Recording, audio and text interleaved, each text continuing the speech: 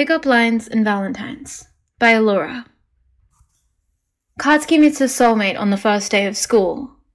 Or, well, he meets him 3 hours before school starts, at 5 in the morning, as they awkwardly wait at the same intersection, waiting for the light to change so that they can keep running because, yeah, technically there aren't any cars in the vicinity, but the law is the fucking law. And if Katsuki gets something on his permanent record because of a stupid red hand, he's gonna clock someone over the head with a traffic light. The guy beside him looks like the kind of person who jogs across the street when there are 2 seconds left on the countdown. But he seems to be sufficiently cowed by Katsuki, and he stands there too, under the judgmental glare of the red light. "Oh, I know you." He's grinning, and it's bright. Dangerously so. "You're Bakugou, right? You're friends with Uraraka?" "I train with her," Katsuki corrects, unconsciously. "We're not fucking friends." "Dude, you're on our private Snapchat, like, every weekend." "Photoshop," Katsuki bites out. The light turns green, and he takes off like a shot. Ochako's cousin owns the dojo that he's been going to since he was 5. Despite her friendship with Deku, he doesn't mind breathing in her vicinity, even if she's probably drained his wallet at this point, by forcing him to buy her copious amounts of strawberry mochi. Her parents think it's good for him to have a friend that's well-versed in absolutely wrecking his shit, so they force the two of them to hang out every weekend. So maybe it's not quite forcing, and Bakugou already has plans to drag her to the opening of a new bubble tea place near his house. Is that anyone's fucking business? No. The guy isn't following him, fortunately, but he's laughing, and Katsuki can hear it through his earbuds. How low are Ochako's fucking standards? Higher than Katsuki's. They are very much higher than Katsuki's, because Ochako hangs out with Ejiro, and spots him at the gym sometimes, and Katsuki is willingly dating this fucker. "Do the thing again," Ejiro prods giddily. Katsuki sighs, doing a shit job of expressing his displeasure, and writes, "I cannot fucking stand you," on his forearm. Ejiro gasps as the phrase makes itself known on his skin, right beside MUN form due at 7 p.m. Calm the fuck down and, I'm going to kill you. Katsuki, come on, this is objectively so cool. Most people get each other like chocolates or whatever on Valentine's Day, and we got each other, if you say we got each other the gift of love, I am really gonna break up with you. Ejiro pouts, staring at the ground the way he does when he's trying to force himself to cry. Katsuki's way better at fake tears, a remnant from the days when he wanted to be the best Jean Valjean Broadway had ever seen. It drives his boyfriend nuts. "I guess it's not really true," Ejiro says, after a moment. His entire face softens. "I loved you before all this." Katsuki freezes. 3.5 years of friendship, most of that spent dating, and he's still not used to the way Ejiro just says things sometimes. He's not good at that, not good at wrangling his words into something that can coax some mirroring blush out of his boyfriend's cheeks. Only, he doesn't need to be now.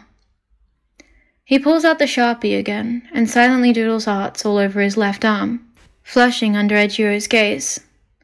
When the skin is eventually filled up, he moves to Ejiro's right arm, and fills up the skin there too. "I guess it's cool," he grumbles, capping the Sharpie. Objectively. Ejiro sniffs, and these tears are real, and he's pulling Katsuki into the best kind of hug. The one where it's the two of them pressed close together on Ejiro's bed. The one where Katsuki can tuck his head into the crook of Ejiro's neck, and let his lips rest on the skin there. "You're so gay. What the hell?" Ejiro chokes out. "You're like a marshmallow. Or a teddy bear. All those chocolates when you bite in and they're all melty on the inside. You're so warm and fuzzy, babe. Like a rom-com love interest." He laughs. "I've got my very own Peter Kavinsky." Katsuki hears the frown more than he sees it. Ejiro's mannerisms have built themselves a bookshelf in his mind. "You're more of a Laura Jean, though. That makes me Peter Kavinsky, right?" "If you think that I'm gonna write love letters to you, it was one letter, babe," Ejiro says unconsciously. His arms tighten around Katsuki. Fuck. Wait, I knew you watched it! Ejiro crows, somehow managing to sound more irritating than the stupid fucking rooster at Katsuki's uncle's farm, which is saying a lot since that fucker is the reason why Katsuki has been conditioned to wake up at 4:40 AM on the dot. My mom wanted to see it, he grumbles. Fucking family bonding or whatever. It's not a complete lie. She had wanted to see it, but only after Katsuki had already sat himself down with a bowl of ice cream and a box of tissues, and wound up yelling at Lara Jean and Peter to get their shit together until his dad had to check on him, worried. Wow, Ejiro sighs. My boyfriend's such a family man. It would be cute if only he didn't love his mother more than me. His monologue dissolves into giggles as Katsuki blows a raspberry into his neck, and then 2 more on each of his cheeks. Katsuki kisses him, then, soft and slow, biting at his bottom lip and melting against him. Ejiro smiles into the kiss, which should have objectively made it worse, but the curve of his lips against Katsuki's face burns warm, and if Katsuki was ever going to write a love letter, he'd include the line of Ejiro's smile, more evocative than any of Oscar Wilde's metaphors. He pulls away after a few moments of lazy back and forth, satisfied. Ejiro is flushed and happy, unstyled hair messy against his pillow. He grins up at Katsuki, crooked and sated and adorable. Fuck, babe. Do that again on a lacrosse field, and I'll write you a love letter. Katsuki feels zero remorse about digging his fingers into the asshole's ribs. If he's gonna be anyone from a rom-com, it's gonna be L. What, like it's hard? Words, thank you very fucking much. Ejiro takes his role as Peter Kavinsky seriously, as it happens, because he announced that he was going to start writing Katsuki daily pickup lines, ever since their soulborn had materialized. Although they're ridiculously corny, Katsuki's been caught smiling by their bastard friends too often for Ejiro to ever lay off. It's not just his wrist or his arm either. Ejiro likes to make a game of it, likes to make Katsuki lean down to tie his shoelaces and see, I'm no electrician, but I can light up your day, scrawled across his ankle.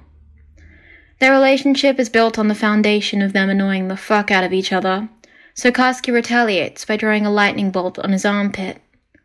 Ejiro wears a tank top that day, and gets a few looks in chemistry when he raises his hand to ask a question.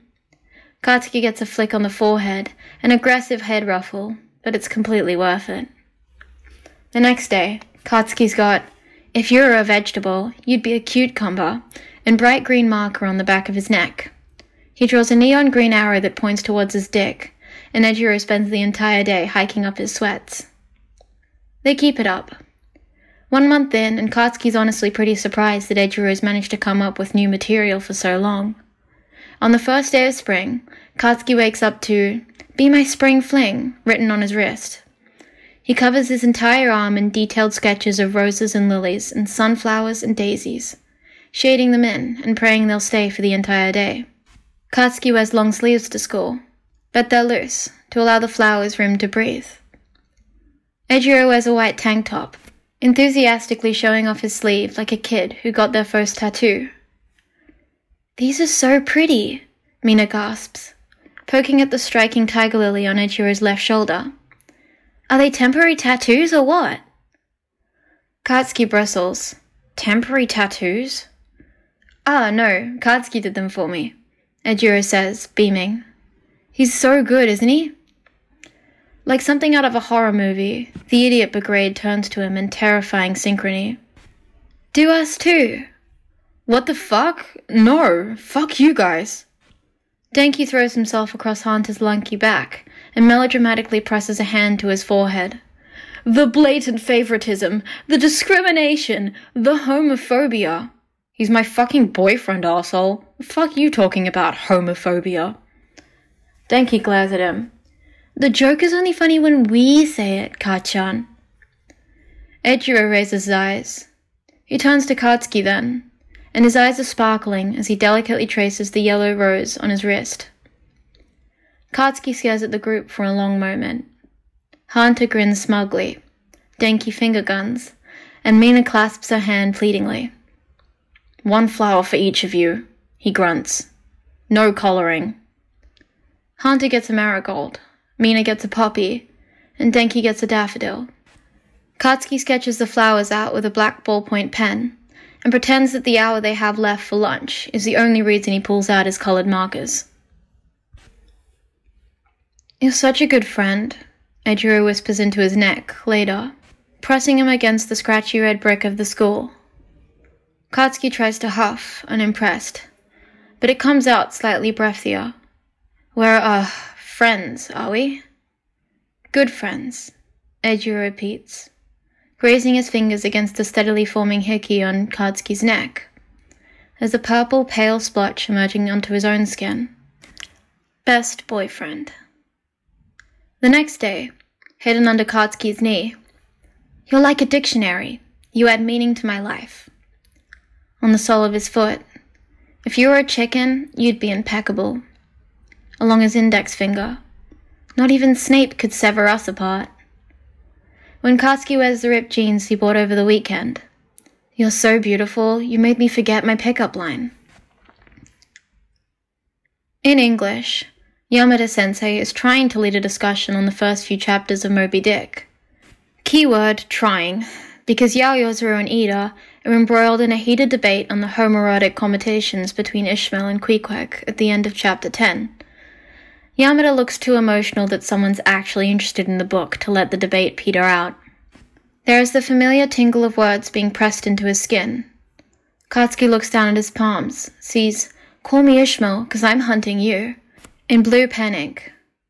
Fuck. That's actually really, really cute.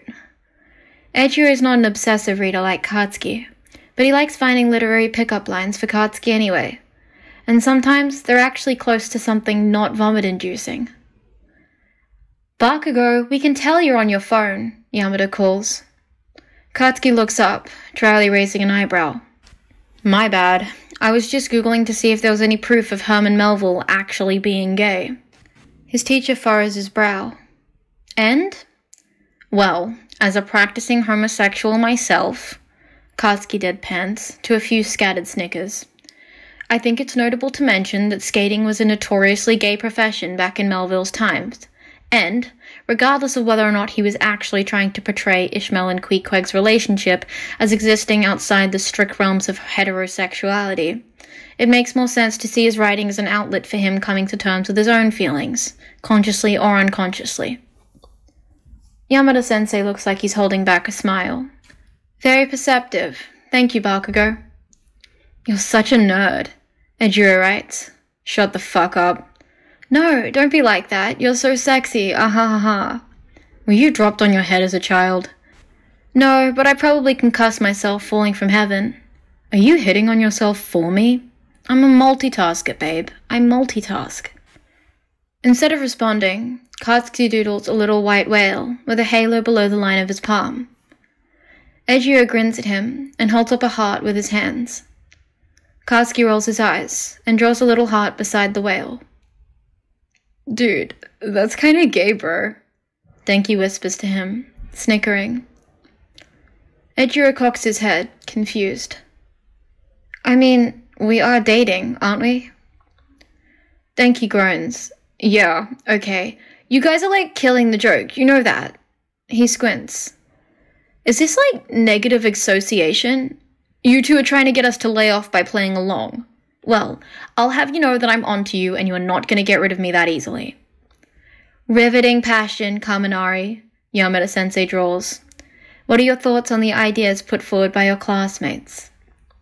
Without missing a beat, Kaminari pivots in his seat and launches into a three-tiered argument on the elusive nature of the white whale as the literary parallel to the reader's own challenge on deciphering the enigmatic symbolism of the whale itself, being anything from Melville's thoughts towards God, the goodness of humanity, or even the universe at large. Yamada is smirking, looking altogether pleased with himself. Denki is too damn smart to be this fucking oblivious. It's not just Denki. No one can fucking believe that Katsuki and Ejiro are dating. Katsuki goes into AP Calculus wearing his boyfriend's rugby hoodie, because the classroom is always criminally cold. Ochako frowns, taking in the bright red of the hoodie, a far call from Katsuki's preferred all-black ensembles. Hey, isn't that Kirishima's hoodie? Yes. Why are you wearing Kirishima's hoodie? He's my boyfriend. She grins, ruffling his hair. You're so cute, Katsuki, honestly. Like, you're the only person that thinks pretending to date Kirishima is somehow less embarrassing than just admitting you're cold. Katsuki stares at her. She pats him on the head like he's a fucking golden retriever, before sitting back down and getting out her notebook. Like nothing she just said is grounds for a psychiatric evaluation. Wow, you got me, he says dryly.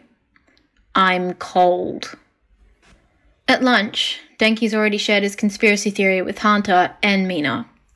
Katsuki and Ejiro are trying to gross them out of the, fellas, is it gay to tell your bro you're going to be his horse that never wavers in a game of 9th grade dodgeball jokes that have been going on since the second week of high school. As such, the idiot brigade is on full alert when Katsuki and Ejiro approach their usual table in the cafeteria. The man of the hour, Hunter says grandly. Welcome, gentlemen. Thank you, my liege, Katsuki sneers. Ejiro looks between all of them, furrowing his brow. Is this how we're saying hi now? Because just letting you guys know, I am not smart enough for this. Katsuki huffs. They don't believe we're dating. Denki throws up his hands. I'm the funny one in the squad, guys. That's my job. Do you realize that? Between the two of you, you have literally everything else. Just let me have this one. Mina blows a straw wrapper at him. You're the funny one? Me thinks that my 35,000 TikTok followers disagree. Again with the medieval speak? Where are you guys even getting this from? First of all, you're on fashion TikTok and dance TikTok, not funny TikTok. Denki, I'm going to eviscerate you. We're literally soulmates, Ejiro says, brows furrowed. Katsuki nods aggressively. Yeah, that. What the fuck is wrong with you guys? Mina looks at him like he's the one with a wad of Hubba Bubba bubblegum for a brain. As sweet as it is that you and Ejiro are like best friends to end all best friends, you have nothing on the shared comedic genius of me, Denki, and Hunter, okay? Just accept that and have some onion rings. Katsuki looks at Ejiro. His boyfriend's expression is flat and annoyed. They sit down and agree to steal half of Mina's onion rings. There are rose petals in the foyer. Why are there rose petals in the foyer? Katsuki walks down the stairs warily, remembering that prom is coming up, and every heterosexual Chad and Becky duo is running out of the woodworks to prove that their 2-week romance is worth clogging up the entire hallway and everyone's Instagram feeds for the next month. There's a circle of students surrounding the prom-posing idiot, and he mentally resigns himself to having shoved past a lot of them to get to physics. Otherwise, Aizawa was going to force him to teach the lesson again because he clearly knows it if his late entrance means anything. Wait a minute, says Katsuki's head. That's not just any idiot. That's my idiot. Ejiro is standing in the middle of the foyer with 2 of the school's therapy dogs, both golden retrievers. He's holding a large cardboard sign dusted with gold glitter. It would be golden if you would go to prom with me. What'd you say, Katsuki? His smile is bright and crooked, leaning up to one side, the way it always does when he's especially proud of surprising Katsuki.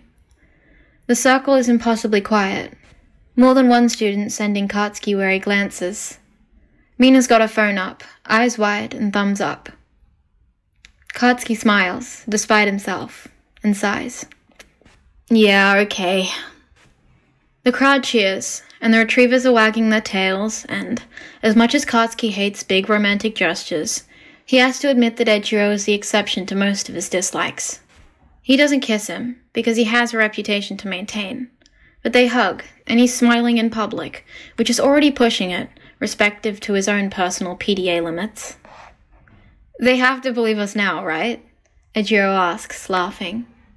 The implication that Ejiro did this for him because he knew he was starting to bother Katsuki that no one believed them, because he wanted to shout his love for Katsuki as loud as fucking possible, is too intense for 5th period. Katsuki resolves to revisit it later. Ejiro pulls out his phone and clicks on Mina's Snapchat story. Katsuki stares. The video captures Ejiro's hopeful smile, and the flush on Katsuki's cheeks, and the glittery sign, and the ensuing hug, and the cute as hell golden retrievers. The caption does none of this. Reading, Kats and Kiri really said fuck toxic masculinity. What the fuck? Katsuki mumbles, dropping his head onto Ejiro's shoulder. What the fuck is wrong with them? At least he got to pet a dog out of this. In the end, it takes his dumbass friends a truly humiliating display of the truth to finally believe him. Mina and Denki had dragged the rest of them along to buy prom dresses, and Hunter, who had already worn a suit once to court and never again, said he would use the opportunity to find and rent one. Katsuki's mum had already designed matching tuxes for him and Ejiro, both dressed in black and red with flower motifs, so they were just along for the ride. Or, well, Katsuki was along for the ride. Ejiro had gotten lost in the department store, and Denki had stolen his phone because he has a sixth sense for opportunities during which he can make their lives more difficult. Hunter facepalms the moment Denki sheepishly pulls Ejiro's phone out of his back pockets. Okay, this is fine. We can wait here for him and hope that he wanders back to us. Or we can scream really loud, Mina suggests. Kats could probably reach the other side of the mall if he tried. I'm going to kill you, Katsuki tells her, using his inside voice. Mina winces and rubs at her ear. She and Denki really do look like they're gearing up to shout Ejiro's name until he finds him, and as much as Katsuki loves getting kicked out of places, he figures he should probably nip this one in the bud. We don't need to do any of that, dumbasses, he says, rifling through his bag for a marker. Dumbass, we're by the shoe section. He waits for a moment. Coming, sorry for getting lost. He looks up. The idiot parade is staring at his arm like he chopped it off and let it regrow like some 5'10" humanoid starfish. What the fuck? Denki breathes. Dude, what the fuck? You guys are soulmates? Hunter murmurs. Bro, why didn't you tell us? Katsuki takes a very small moment to go on a short brain exploration, wherein he sneaks into NASA's next mission and screams into the void of space until the heat of the sun mummifies him into a burnt-up corpse of rage and bad decisions. We did, he grits out, finally. Many, many times. Mina pales. Wait, so that time you told us you were dating and we said it was a joke? Katsuki glowers at her. Yes. Denki backs away from him, slowly. Smart man. Hey, Katsuki, my brother from another mother, he says shakily. Do you remember last summer when I saw you guys walking out of a supply closet and you said you were getting cleaning supplies but you weren't holding anything, so I joked that you were making out and you just walked away? Katsuki eyes him. Finish that thought, Denki, I dare you. Denki gulps. Ejiro walks in at that moment because he's a fucking killjoy. He waves, the black marker stark against his skin. Pauses as the idiots freeze and zero in on it. Sorry for getting lost? Are you guys okay? Soulmates? Mina shrieks. Ejiro sighs. You really can't blame us for this one, guys.